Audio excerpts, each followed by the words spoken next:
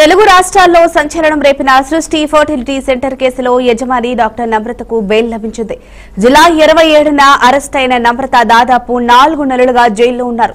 షరతులతో కూడిన బెయిల్ ఇచ్చింది కోర్టు. కాగా హైదరాబాద్ లో సరోగసీ పేరుతో సృష్టి ఫర్టిలిటీ సెంటర్ చాలా మోసాలు చేస్తోందని గతంలో కేసులు నమోదయ్యాయి.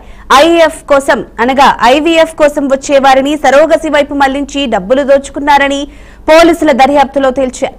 దీనికోసం ఏపీలో కొంతమంది ఏఎన్ఎంల సహాయం కూడా తీసుకున్నారని విచారణలో తేలింది.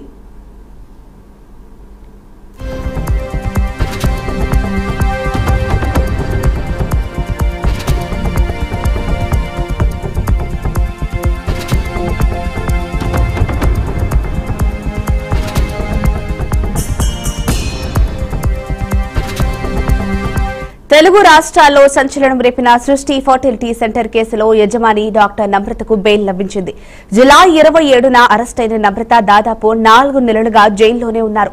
షరతులతో కూడిన బెయిల్ ఇచ్చింది కోర్టు. కాగా హైదరాబాద్ లో సరోగసీ పేరుతో సృష్టి ఫర్టిలిటీ సెంటర్ చాలా మోసాలు చేస్తోందని గతంలో కేసులు నమోదయ్యాయని ఐవీఎఫ్ కోసం వచ్చేవారిని సరోగసీ వైపు మళ్లించి డబ్బులు దోచుకున్నారని పోలీసులు దర్యాప్తులో తేల్చారు.